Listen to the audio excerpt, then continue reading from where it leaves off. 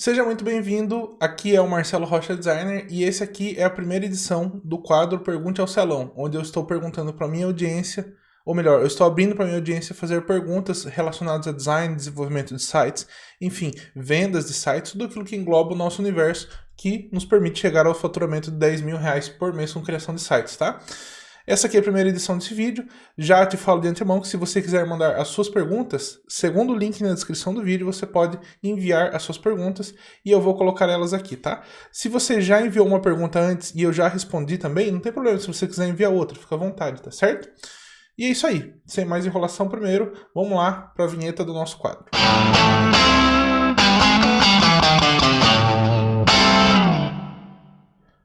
Muito bem, vamos lá para a nossa primeira pergunta, que é a seguinte.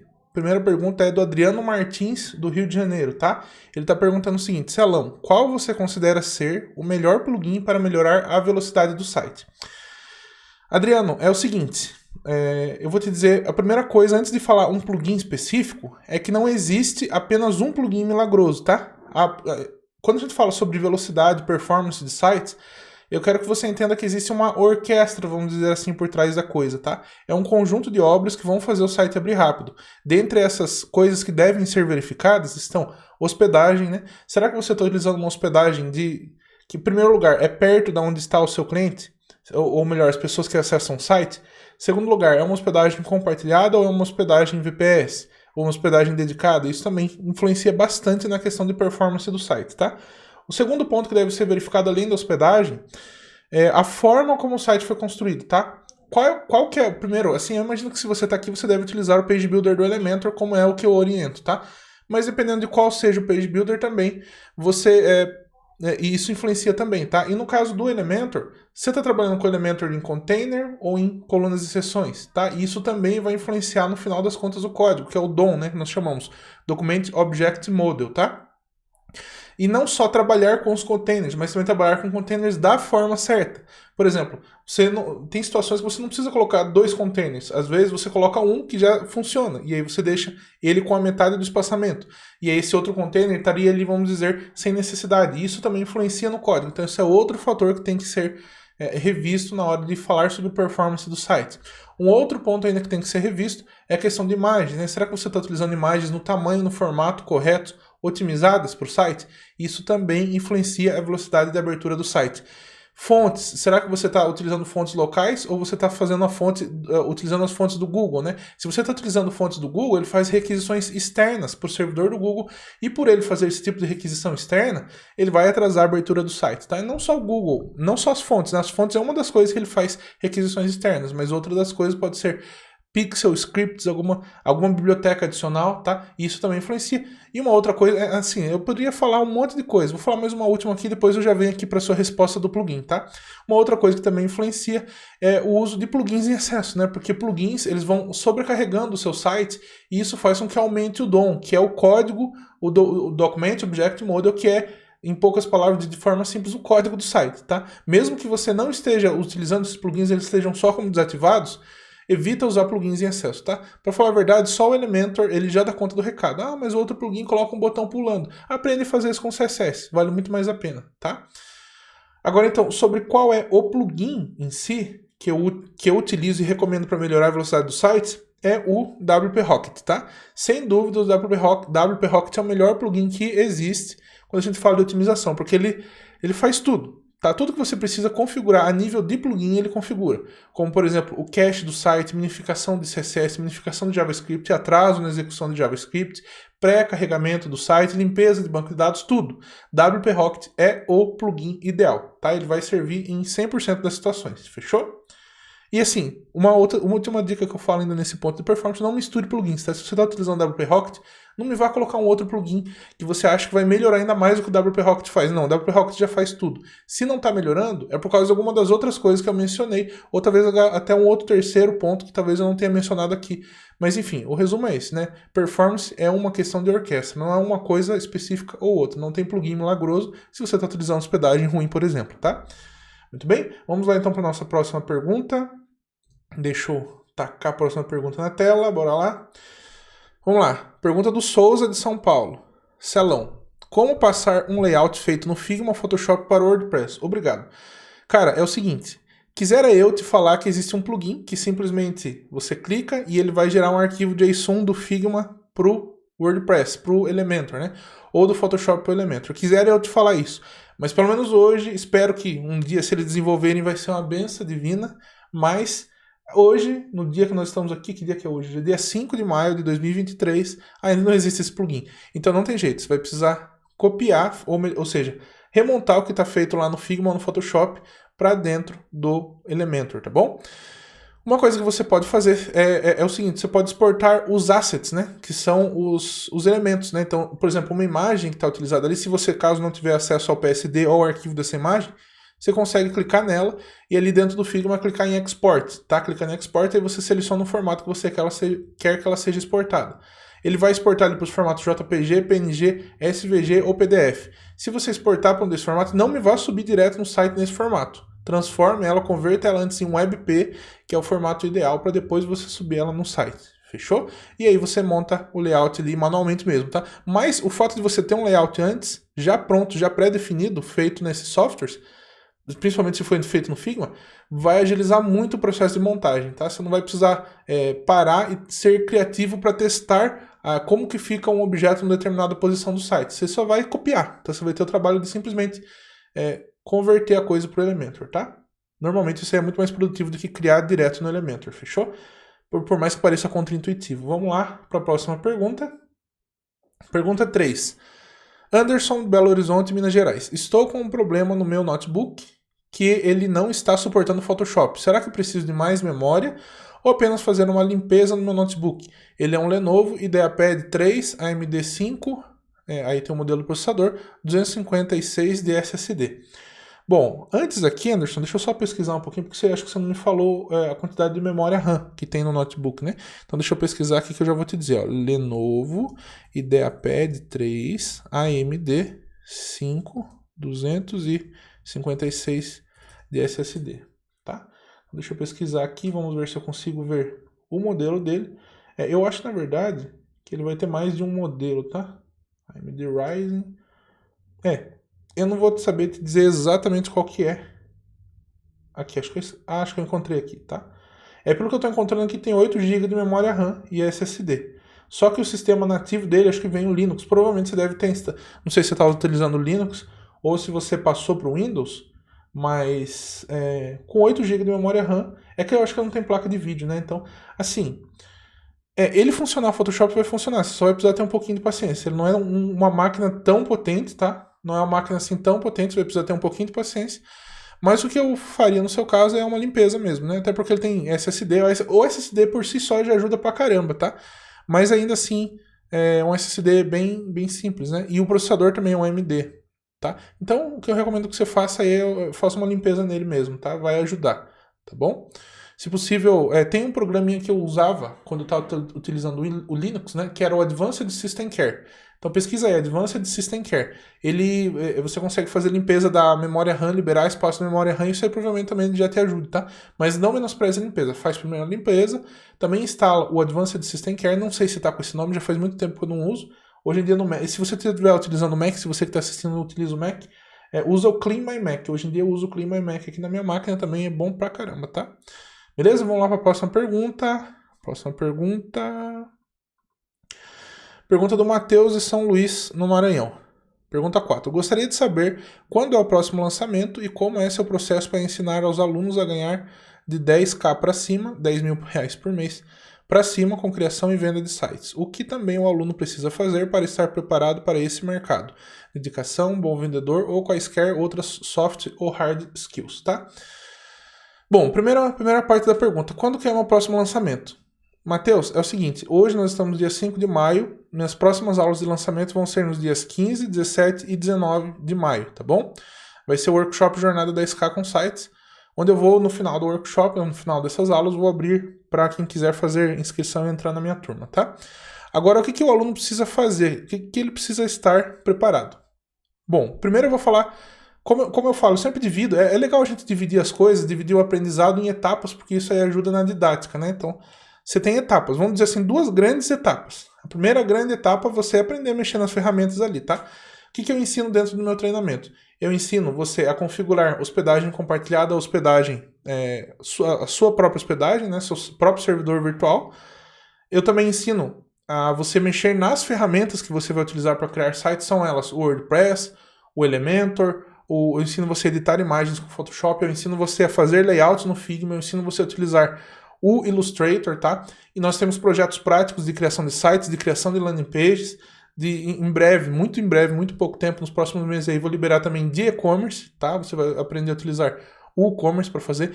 Mais para frente também vou liberar de sites dinâmicos, então você vai aprender também mais para frente como que você faz sites de imobiliárias, sites de agendamentos odontológicos, aquela coisa toda, tá? Enfim, sites dinâmicos, tá? E também já está em produção um mini treinamento de HTML, CSS e JavaScript, embora você não precise usar eles para fazer o site do zero, mas eles vão fazer com que você consiga fazer algumas coisinhas a mais ainda que você não faz com o Elementor de forma nativa, tá? Essa é a primeira grande etapa, as ferramentas. Tá? Você não precisa dominar 100% todas para você já começar a vender. Mas, de qualquer forma, eu pego na sua mão e ensino você elas. E a segunda grande etapa é a etapa de fato da venda, tá? Que é para você aprender não apenas as habilidades de fazer, mas também de vender. E o que eu ensino a grande estrela aí da venda dentro do meu método é o método 3C, que é um método de dividido também em 3 grandes etapas, né? Onde eu ensino, primeira etapa, captar clientes, né? Então, como que você consegue organizar o terreno para chegar até o tipo de cliente certo? Como que você define o tipo de cliente? Como que você entende quais são os tipos, níveis de clientes?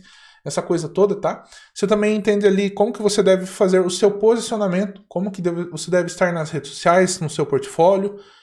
Será que você já deve sair agora para procurar clientes ou ainda não? Qual que é o momento que você tem que sair para procurar clientes, tá? Essa é a primeira grande etapa do método 3C. A segunda etapa é a etapa de conquista, onde de fato eu ensino você a encher os olhos do cliente, né, fazer o cliente ficar maluco para contratar você. E nessa etapa de conquista a gente fala sobre técnicas de vendas, né, entra um pouquinho da parte psicológica, né, psicologia, vamos dizer assim, de vendas. Eu também te ensino sobre abordagens, né, como que você consegue falar com as pessoas. Eu te ensino também, o que mais que eu ensino? Enfim, tudo que envolve um momento que você conquista o cliente, tá? Para você conseguir de fato fazer ele se tornar seu. E no final dessa etapa, nessa segunda etapa, você naturalmente já deve ter conseguido cair dinheiro na sua conta, tá? E aí quando cai o dinheiro na sua conta, pelo menos metade do pagamento para você começar, aí você passa para a terceira etapa do método 3C, que é a etapa de conversão, onde você de fato vai fazer a execução do trabalho. Eu ensino como que você deve executar esse trabalho, e eu chamo essa etapa de conversão porque você tem que considerar que você converteu o cliente só quando você entrega, de fato, a versão final do site, tá bom? Porque se você acha o seguinte, já ganhei cliente, já consegui, já recebi a primeira metade, pronto, já era. Não é assim. Porque se você não fizer a execução do serviço de uma forma correta, de uma forma profissional, o seu cliente pode pedir o reembolso. E na realidade até eu ensino ali, de acordo com a lei, como que funciona esse reembolso que ele pede, tá? Enfim, o método é bem completo, tá? Ele serve para você conseguir clientes tanto de forma dinâmica, como também utilizando o tráfego pago. Eu também ensino dentro do meu treinamento como você consegue fazer anúncios para você conseguir clientes, através de diferentes funis, para que você consiga prestar esse serviço e escalar os seus ganhos e a quantidade de clientes, tá bom? Beleza? Foi só um panorama geral aí. Eu vou falar um pouco mais sobre esse método no meu lançamento. Se você não está inscrito, eu vou deixar aqui no segundo link na descrição do vídeo. Ou melhor, não, terceiro link, tá? Primeiro link eu vou deixar para quem quiser entrar no meu grupo do Telegram. O segundo link eu vou deixar aqui na descrição. O segundo link vai ser uma pesquisa sobre os meus conteúdos. Convido você, inclusive, a preencher. Terceiro link eu vou deixar inscrições para o workshop Jornada Dessa com Sites, que vai acontecer agora em maio, tá? Se você está vendo esse vídeo depois de maio, você consegue entrar nesse link e fazer a sua inscrição daí para uma outra versão do workshop, né? Algumas vezes por ano eu abro, tá? E o quarto link eu vou deixar também, se você quiser mandar sua pergunta aqui para esse quadro, né? Todas as semanas eu vou lançar um vídeo aqui do quadro do Pergunte ao Celão, tá bom? Vamos lá para a próxima pergunta. Pergunta número 5, Rogério de Goiânia. Ao longo de sua experiência como designer, quais são as maiores objeções percebidas entre os seus clientes e como as contornou? Rogério, você falou de um ponto muito interessante, inclusive eu falo sobre objeções dentro do método 3C, como quebrar elas, né? Como que você consegue catalogar suas objeções. Mas existem várias objeções. Uma delas clássica é a seguinte, e ela acontece muito quando você está fazendo captação de forma ativa, que é: eu não conheço, você não confia no seu trabalho, tenho medo de te contratar. Porque, infelizmente, gente, hoje existem muitas pessoas que passam golpe, né? Ou não cumpre prazo, ou não faz o serviço bem feito, ou nem sequer entrega o serviço, e as pessoas acabam tendo essa objeção naturalmente. É uma objeção universal, né? Se você não sabe o que é uma objeção, é uma desculpa que o cliente coloca na cabeça dele para ele não te contratar. Tá? Não é necessariamente algo que existe, é algo que o cliente pensa, é algo que está na cabeça do seu cliente, e você precisa não quebrar essa objeção, porque você nunca quebra, tá? Quando você pensa que você resolve uma objeção, surge outra. Mas você consegue enfraquecer essas objeções para que a venda se torne mais fácil de acontecer, tá? Mas a objeção universal maior minha é essa. Isso acontece normalmente quando eu vou buscar clientes de forma ativa. Quando eu recebo indicações de clientes, naturalmente, na maioria das vezes, essa objeção já é quebrada. Porque se alguém me indicou para outra pessoa, indicou o meu trabalho, normalmente essa pessoa que vem através da indicação até mim, ela já vem com confiança para me contratar, tá? Existe um gatilho mental que chama-se confiança. E as pessoas tendem a comprar de quem elas confiam. Nós nunca compramos nada de quem a gente não confia. E às vezes nós estamos até dispostos a pagar bem mais caro por algo, simplesmente porque nós confiamos na fonte daquele trabalho. Veja só, se você está comprando, por exemplo, um iPhone de última geração, você não vai comprar um que você vê na OLX por R$1.000. Você vai duvidar, no mínimo você vai duvidar. Por quê? Porque você não sabe a origem, você não confia. Tá? Pode às vezes até ser um anúncio verídico, real, mas pelo fato de você não ter confiança, você não compra, tá? Ou pelo menos a chance de comprar é muito menor. E às vezes as pessoas estão dispostas a pagar bem mais caro para ter o produto original, simplesmente por quê? Porque confiam na fonte. Então, uma da forma de você quebrar essa objeção é você conquistar a confiança do seu cliente. Como que você conquista essa confiança?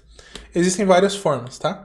A principal delas é utilizando um outro gatilho mental que se chama prova, tá? Quando você prova para alguém o seu trabalho, você consegue enfraquecer essa objeção, tá? E como é que você consegue, no nosso caso, no nosso ramo de web design, quebrar, ou melhor, provar o seu trabalho? Primeiro, portfólio, tá? Um portfólio bem feito é metade das mesmas. E quando você for fazer o seu portfólio, você não apenas mostra os sites que você fez. Claro, isso é importante.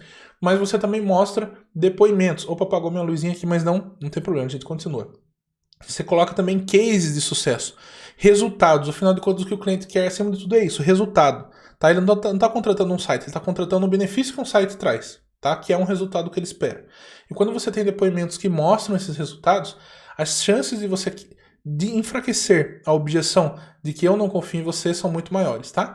Então, dessa forma que você consegue fazer, de acordo com a minha experiência, que foi a maior objeção. Como eu falei, isso quando a gente está prospectando de forma ativa. Mas quando é de forma passiva, é muito mais fácil, né? Quando vem através de indicação. Normalmente a venda já está feita quando vem através de indicação. O cara só não te contrata se não tiver dinheiro, né? Se não for o tipo certo de cliente. Mas se o cara quiser site por R$100, que vai fazer concorrente mesmo. Aqui a gente é alto padrão, não é para vender baratinho, não. É para você entregar um site Apple, não um site Samsung, com todo respeito, né? Eu não estou falando, criticando nenhuma marca, mas a gente sabe que a Apple, ela tem um valor de percepção muito maior. E eu quero que você também seja, se é que você quer ser um web designer 10KS, isto é, um web designer que ganha 10 mil por mês, você tem que ser um web designer de alto padrão, tá bom? Muito bem, vamos lá para a próxima pergunta. Próxima pergunta aqui vai ser a pergunta número 6. Marcelão, explica pra gente o que é Cloudflare e a importância. Cassiano Galvão, Nova Friburgo, Rio de Janeiro. Cassiano é nosso aluno de J10KS. Cassiano, é o seguinte, cara. Cloudflare, ela é um pouco explicado. Tô tentando pensar uma forma simples de explicar. Bom, vamos lá. Você tem aqui o seu domínio, tá? Aqui você tem o domínio que você contratou, www.algumacoisa.com. Aqui você tem a hospedagem. A Cloudflare, ela tá no meio do caminho. Ela faz a ligação entre o domínio e a hospedagem, tá? Quando você passa o seu domínio pela Cloudflare, quando uma pessoa vai acessar um site, quando um visitante vai acessar o site que você fez que está lá na hospedagem, ele não está acessando direto a hospedagem, ele está acessando a Cloudflare, tá? E a Cloudflare tem uma cópia do site que está na sua hospedagem, tá? Então a Cloudflare é uma empresa que tem vários servidores espalhados no mundo inteiro. Se você entrar no site da Cloudflare aí, você colocar servidores da Cloudflare, você vai ver aí dentro de um mapinha que existe servidor da Cloudflare em tudo quanto é lugar do mundo, tá? E esses servidores a gente chama de servidores de DNS. Eles armazenam uma cópia em cache do site que fica no servidor original. E aí quando um cliente, um visitante vai acessar o site, ao invés dele visitar direto o site do servidor original, ele vai visitar uma cópia que está em um desses sites da Cloudflare, tá? Isso é muito vantajoso por várias razões. Primeira delas, velocidade, tá? Por quê? Porque na hora que o visitante estiver acessando uma cópia do site, ele vai acessar a cópia do site que está mais perto do lugar onde ele acessa. Ele não vai acessar... por exemplo, imagina que você tem um servidor que está lá na Rússia e você está fazendo sites aqui dentro do Brasil, tá? Só que você não passa o site pela Cloudflare. Então, é necessário fazer uma viagem até a Rússia para solicitar os dados e aí da Rússia ele tem que mandar de volta para o Brasil. Olha o tamanho da viagem. Agora, se você tem um servidor lá na Rússia, você tem o servidor e você tem o Cloudflare fazendo esse processo que a gente chama de proxy, né? Que é esse processo de mudar o IP ali, mascarar o IP e deixar o IP da Cloudflare ao invés de ser o IP do servidor original. Na hora que o seu visitante está acessando o site aqui do Brasil, ele vai buscar um servidor da Cloudflare que está aqui mais perto do próprio Brasil, ao invés de buscar lá na Rússia, tá? Isso vai fazer com que o usuário acesse o site de forma mais rápida. Por quê? Porque não vai precisar fazer uma viagem até a Rússia para voltar, ele vai pegar um servidor que está mais perto, né? E vai acessar a cópia em cache do seu site que está nesse servidor, tá?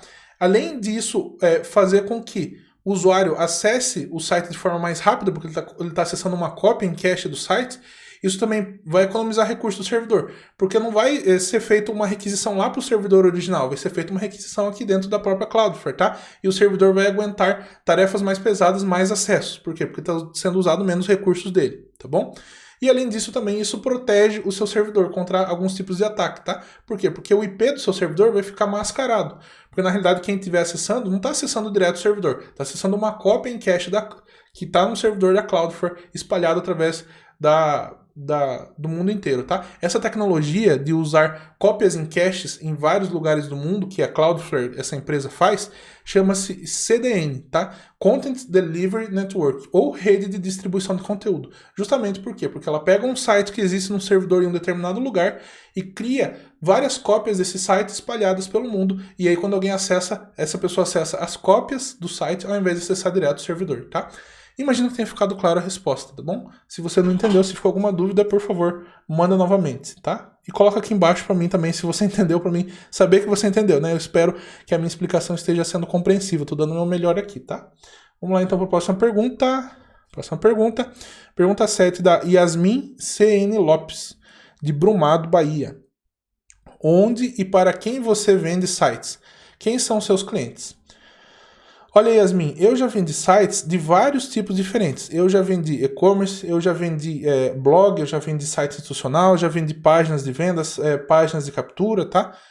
Assim, no começo, principalmente no começo, a gente normalmente pega qualquer tipo de site, né? Inclusive, até mesmo site dinâmico que dá muito mais trabalho, mas enfim, é possível também, é um outro nicho.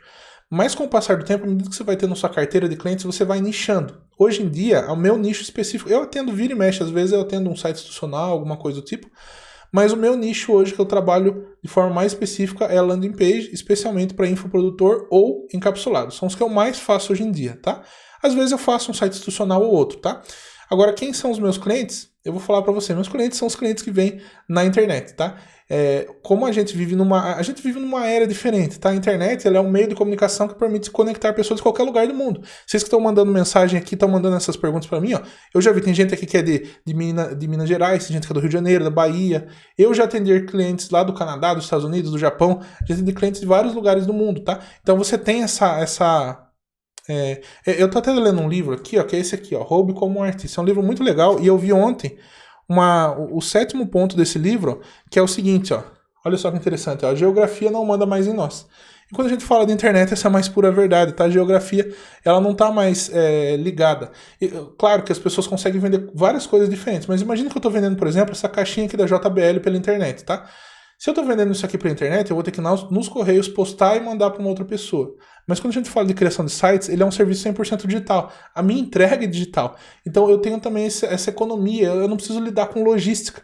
A minha logística para entregar meu trabalho é eu sentar e fazer o site, tá? Por isso que eu consigo atender pessoas de qualquer lugar do mundo. Fechou? Vamos lá para a nossa 8ª e última pergunta do Pergunte ao Salão de hoje. Pergunta 8 do Caleb Lewis, de Goiás. Vamos lá. Gostaria de saber qual checklist inicial devo fazer ao fechar um site com cliente. Por exemplo, o que pedir... vamos lá, eu me confundi na leitura. Gostaria de saber qual checklist inicial devo fazer ao fechar um site com cliente.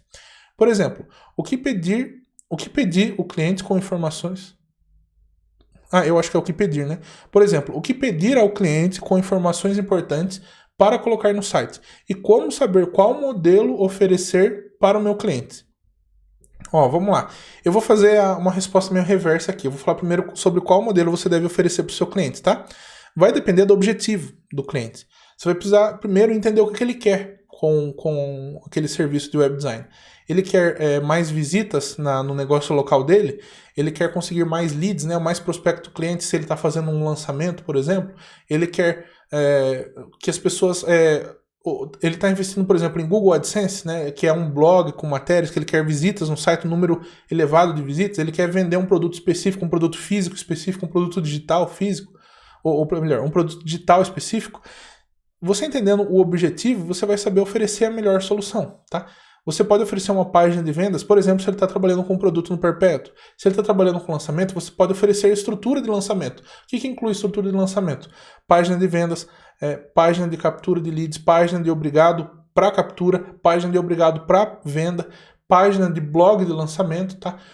Outras coisas, se ele está trabalhando com sites institucionais ou um e-commerce, por exemplo, né? Você consegue às vezes até site multipage, você consegue colocar um site institucional com blog e com e-commerce ao mesmo tempo. E também colocar páginas de vendas, tudo ali para o mesmo cliente, é possível. Então você vai precisar entender primeiro o objetivo do cliente para você saber qual que é a melhor solução, qual é o melhor modelo de site você pode oferecer, tá? E agora respondendo a outra parte da sua pergunta, o que pedir, quais informações importantes pedir, né? Esse processo, Caleb, ele é o que nós chamamos de briefing. Então você está briefando o cliente. O que é um briefing? É um formulário, literalmente um formulário, pode ser um Google Forms, pode ser um documento Word, pode ser, às vezes, conversa no WhatsApp. Eu não recomendo que seja, mas eu prefiro que você documente tudo através de um formulário, tá? Mas também pode ser até mesmo um e-mail, onde você solicita algumas informações para o cliente no briefing, tá? Quais são algumas informações? Em primeiro lugar, elas vão depender de acordo com o tipo de site que você vai fechar. Se você está falando sobre uma página de captura, você vai precisar pegar algumas informações para você fazer a integração do formulário. Se você está vendendo um site institucional, você vai precisar pegar quais são as páginas que devem ser feitas. Se você está fazendo uma landing page, você precisa entender quais são a quantidade de sessões, o link de checkout, enfim, tá bom? Essas são algumas informações mais específicas dependendo do modelo de site, mas existem, vamos dizer assim, algumas informações que você precisa coletar de forma universal. Eu até fiz uma colinha aqui para a gente dar essa resposta, que são, por exemplo, informações de contato, tá? O e-mail do cliente, o nome, número de WhatsApp. E detalhe, eu vou te dar agora eu não sei se exatamente disclaimer vai descrever essa palavra, mas é uma dica extra, tá? Entenda isso aqui, ó. Captar informações do cliente de nome, e-mail e telefone pode parecer que é uma bobeira, mas é uma mina de ouro. Você sabe por quê? Porque depois, quando você tiver uma lista de vários clientes, você consegue utilizar essa lista para fazer campanhas de tráfego pago de públicos lookalike. Ou seja, quando você estiver fazendo propagandas lá no Facebook, no Meta Ads, no Instagram, você consegue pegar pessoas com características iguais àquelas que já são seus clientes. E aí isso é uma baita de uma estratégia para você conseguir cliente no tráfego pago, tá? Essa é uma das coisas que é só ligar minhas campanhas de tráfego pago, normalmente que elas caem cliente na hora, tá? Por fazer isso, tá bom? Mas essa é só uma dica extra, não vou falar sobre isso aqui agora. Outras coisas além das informações de contato, que eu gosto de pedir sempre, é perguntar se o cliente já tem domínio, já tem hospedagem ou não, né? Você já vai saber se ele saca um pouquinho dessa questão de configuração. Entender os objetivos dele no site, obviamente. Eu também gosto de perguntar quais são, se ele tem alguma preferência visual, né? Se ele tem preferência de cores, de fontes, ou se ele dá liberdade para mim trabalhar, tá? Isso aqui é muito importante conversar antes de ser bem descritivo, porque vai evitar retrabalho para você depois. Também eu procuro entender qual o tipo de mensagem que está sendo passada através do site, por exemplo, se é um site focado mais em jovens, com cores mais vibrantes, se é um site de repente mais feminino, se é um site focado talvez em pessoas que gostam de... Esses dias atrás eu fiz um site para uma loja de pneus, né? Então eu já passo a entender quais são as cores, a comunicação que tem que existir ali dentro do site, se o cliente já tem copy, se ele não tem copy, tá? Um resumo da empresa, entender da onde que vem a empresa, isso também pode influenciar ali na hora de você fazer o site. Deixa eu ver o que mais eu coloquei aqui. Informações de WhatsApp, né? Se a pessoa quer que coloque o botão de WhatsApp, se quiser que coloque tags, né, de tráfego pago, como o Google Analytics, Pixel do Facebook, o API de conversões, né? Tá bom? E informações adicionais, tá? Essas são aqui meio que algumas informações padrões que eu peço em todos os trabalhos, tá? E aí, como eu falei, a depender do tipo de site, do tipo de trabalho que você está fazendo, você vai precisar ser um pouquinho mais específico em algumas outras perguntas, tá? O ponto é o seguinte, a comunicação, uma boa comunicação, um bom briefing, vai evitar muita dor de cabeça. E uma dica extra que eu te dou aqui com relação ao briefing, na hora que você estiver fazendo o projeto, crie pontos de verificação. O que isso quer dizer? Não pegue o briefing e mostre o negócio só depois de pronto. Pegue o briefing, faça um wireframe, que é o modelo inicial, e mostre para o cliente. Fale, ó, essa aqui é a ideia. Aí o cliente fala assim, beleza, pode prosseguir. Depois você cria um outro ponto de verificação. Por exemplo, já fiz a edição da sessão inicial. Manda a sessão inicial. Olha, é isso aqui que você tem em mente para a sessão inicial? Posso prosseguir nessa linha? E aí você continua o trabalho depois. E assim você vai criando esses pontos de verificação. Por quê? Porque você só avança se o cliente dá ok. Senão, imagina, você tem que fazer o site inteiro. Depois que você faz o site inteiro, por mais que você seguir o briefing, às vezes você envia lá para o cliente e ele fala assim, olha, a proposta está diferente do que eu imaginava. Só que aí quando você vai fazendo por etapas e uma aprovação de cada uma das etapas, por mais que às vezes pode parecer uma coisa um pouco chata, um pouco cansativa, mas não é. Você sabe por quê? Primeiro, você vai evitar retrabalho para você, você prossegue só depois que você tem um ok. Segundo, o cliente vai ver que você está trabalhando, isso aí tem valor, tá? O cliente não vai ficar lá desesperado, meu Deus do céu, será que o cara sumiu com o meu dinheiro? Não, isso tem valor, porque você está mostrando para o cliente que você está fazendo. Terceiro, isso é um atendimento personalizado, tá? Poucas pessoas, falo bem a verdade, ó, ninguém faz isso, tá? Quando você faz dessa forma, você conquista o cliente. Isso vai ajudar você, inclusive, a fidelizar esse cliente, porque depois, quando ele precisar de outro trabalho, ele vai lembrar de você. E também, quando ele vê o coleguinha dele lá que precisa de um site, ele vai indicar quem? Você. E aí, como eu já falei numa das perguntas anteriores, clientes que vêm por indicação, o fechamento é 90%, tá? Beleza? Então é isso aí, meu povo. Esse foi o Pergunte ao Salão de hoje.